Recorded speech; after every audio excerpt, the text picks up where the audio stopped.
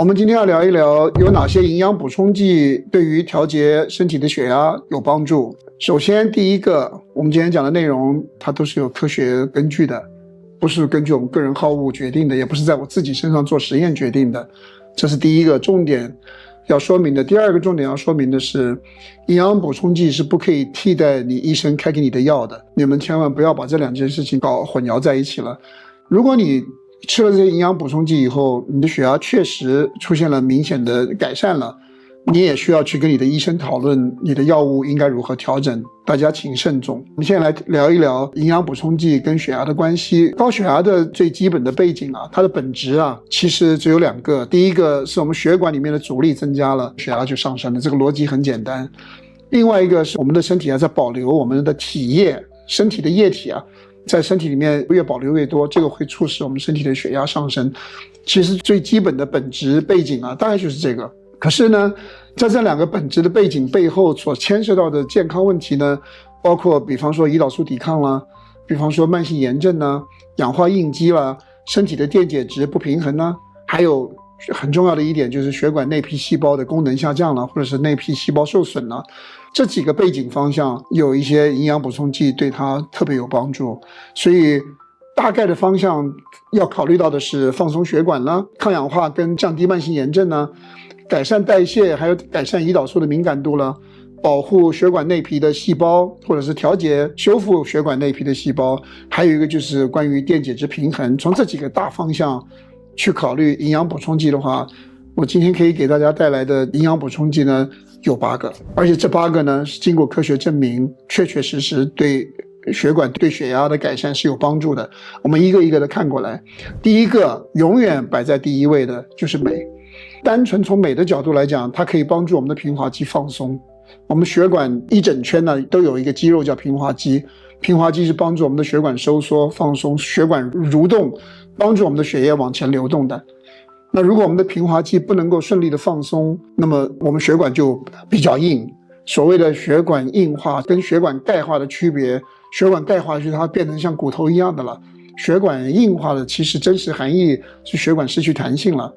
血管失去弹性的真实含义是什么？它收紧了以后它不容易放松嘛，它没有弹性了嘛。那镁的话呢，可以帮助平滑肌放松弹性。镁呢可以帮助我们的身体降低交感神经的兴奋。镁还有一个很重要的功能，比较少人知道的，就是调节我们身体利用钾的通道。利用钾的通道是需要有足够的镁，这个通道工作的效率才会高，你对钾的利用率才会提高。钾也是放松肌肉的很重要的一个矿物质，所以身体要能够有充足的镁是一件很重要的事。补充镁需要注意什么呢？氧化镁就不用说了，氧化镁是肠道吸收率最低的镁了。那你们在市面上可以买得到的各种各样的这个酸镁那个酸镁，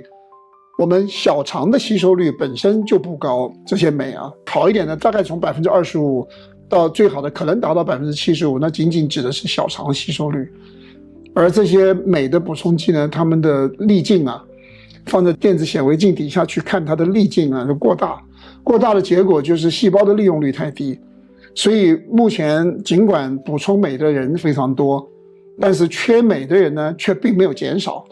原因在哪里呢？就是因为补充的镁本身它进到细胞里面，细胞的利用率比较低。目前真正细胞利用率达到 99% 以上的就只有一个镁，叫做皮米镁。因为皮米的粒径比纳米小了1000倍所以它细胞利用率才可以这么高。所以我自己就是从柠檬酸镁后来效果不好，然后找到了皮米镁以后，我才真正满意了。所以我这么多年来我自己补充的镁呢就是皮米镁了。就是请大家注意一下，这个是镁的需要注意的地方。第二个营养补充剂跟血压有关系的呢，很重要的排名第2位了，这个就是钾了。钾呢可以促进我们身体钠的排出，钠就是盐分了。如果我们身体里面有太多的钠，那么就会造成体液的储留，我们身体会保留体液，体液就会越来越多的。钾呢可以促进钠的排出，然后呢它可以降低我们血管的张力，可以对血管的舒张是有帮助的。国际卫生组织是有建议高钾低钠饮食对血压比较高的人比较有利。很多人以为香蕉是钾的含量比较多的，其实牛油果里面钾的含量按照重量来比的话是香蕉的1倍而牛油果里面几乎不含糖所以吃牛油果补充钾比吃香蕉补充钾要好得多。但是呢，用补充剂的话要比较谨慎，肾功能有障碍的人呢是不要补充钾的。像我自己的话，我就没有补充钾，因为我有慢性肾脏病。尽管我的慢性肾脏病好了很多很多，可是我对钾还是有很高很高的忌讳的。提醒大家注意的就是，不管你补充什么样形式的钾，你身体里面要有足够的镁的。如果你身体里面没有足够的镁，这些钾在你身体里面能够给你提供的贡献有限。同样的，市面上也有所谓的皮醚钾，它也是一样的皮醚粒径的钾，这是大家可以考虑的。这是第二种营养补充剂，对血压会有帮助的。第三种营养补充剂呢，就是 Omega-3。Omega-3 作为必要脂肪酸呢，它的功能呢，它对我们健康带来的好处是不胜枚举啊。就 Omega-3 值得我们写一整本书来解释它对健康的好处，所以大家不要忽略了 Omega-3 的重要性。我们身体对 Omega-3 这种脂肪酸的需求啊，是从娘胎里面就开始的，意思就是说，在一个胎儿形成的时候就对 Omega-3 有需求。我们对它的需求一直到我们死的那一天，中间都不会停歇的，有这么大的重要性。Omega-3 需不需要每天补充？其实我们需要经常性的不断的补充。什么原因呢？因为它在我们身体里面的半衰期只有几天的时间，所以如果你超过几天不补充 Omega-3 的话就没有了。它跟 Omega-6 很不一样， Omega-6 在我们身体里面半衰期时间非常非常的长。Omega-3 对我们血压比较有利的机制在哪里呢？第一个就是降低慢性炎症。Omega-3 对降低慢性炎症呢、抗炎呢是有卓越的贡献的。第二个呢，它对我们降低甘油三酯呢也会有若干贡献。第三个，增加我们血管内皮一氧化氮的生成呢，改善我们内皮细胞的健康啊，它是有很大帮助的。我们血管内皮细胞的慢性炎症越严重，它制造一氧化氮的能力就越不好。一氧化氮是我们血管内皮舒张的重要的信号因子。举个例子来说，你血管舒张，平滑肌是有舒张的条件的，可是如果你缺少了一氧化氮，它一样不会舒张，因为那个信号不来啊。所以血管内皮细胞的健康能够很好的制造一氧化氮是很重要的一个因素。那么 Omega-3 对这个东西会有贡献，有非常多的科学研究跟科学文献解释了 Omega-3 对我们的重要性。补充 Omega-3 需要注意什么呢？在我刚刚开始改变饮食的时候，铺天盖地的都是说叫我们补充鱼油啊。在那个年代，很多心脏科的医生都告诉我父母啊，都要吃补充鱼油，说对我们心血管健康非常的好。而且在很多国家的广告法里面，广告法不允许说补充剂可以改善什么，或者是可以治疗什么，或者是可以预防什么，不允许说的。但是在这些国家里面，广告法允许 Omega-3， 因为太多的科学研究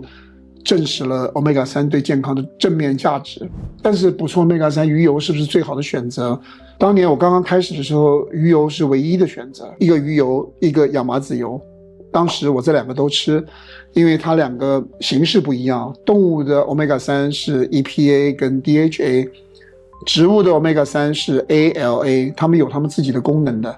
有一些人认为有 EPA 跟 DHA 就够了，我不同意，因为 ALA 有它自己独特的功能。所以我自己当年我是鱼油跟亚麻籽油我都吃，补充 Omega-3。后来慢慢学习了解鱼油的缺点，然后呢，刚好那个时候市面上出现了磷虾油，研究跟比较了鱼油的缺点和磷虾油的优点以后，我放弃了鱼油，选择了磷虾油。那么我放弃鱼油改变成磷虾油已经7年多了。鱼油的缺点是什么呢？鱼油的第一个缺点是它是海里面很大的鱼，这种很大的鱼它寿命比较长，它们在海洋里面呢受到重金属污染的机会相当的高。所以他们在研究这个题目的时候呢，发现了很多鱼类它们的鱼油啊里面是含汞的。所以8年多以前我刚刚开始吃鱼油的时候就有这个信息的，所以那个时候我们选择鱼油就选择医药等级的鱼油，或者是重金属过滤的鱼油，比较贵，可是呢比较安全，它重金属过滤过了，那个时候没有其他选择的。第二个鱼油的缺点是什么？鱼油的结构是甘油三酯，但 Omega-3 要跟我们的细胞膜融合在一起以后，它才会给我们提供健康价值的。我们的细胞膜不是甘油三酯，是磷脂啊，所以鱼油吃到我们身体里面以后不能够直接跟我们的细胞膜融合的，它要在我们的肝脏里面转化成磷脂以后才可以。那转化成磷脂的过程其实损耗很大的，这个事情很少人知道啊。所以当年我们在吃鱼油的时候，他建议我们一天吃1克到2克，我跟你说，经过转化以后，当时我自己一天吃14克，后来有了磷虾油以后，这一切都改变了。首先，第一个，磷虾油没有重金属污染的顾虑，因为磷虾很小很小，它的寿命很短。然后呢，它的生存环境几乎全部都在南极，全地球最干净的海域在南极。然后它们的寿命很短，只有几个月的时间，所以磷虾基本上没有污染的顾虑。磷虾油的第二个好处是它本身就是磷脂，所以不需要经过转换，没有损耗的顾虑。所以你看我当初吃鱼油要吃14克一天，磷虾油我一天只需要吃2克就够了，所以它区别很大。磷虾油比鱼油贵，可是你把这个量算下去以后，吃磷虾油还是很划得来的。磷虾油还有一个很大的好处，比较少人关注的 Omega-3 呢，无论如何，不管你来源是什么的 Omega-3， 它都是多元不饱和脂肪酸。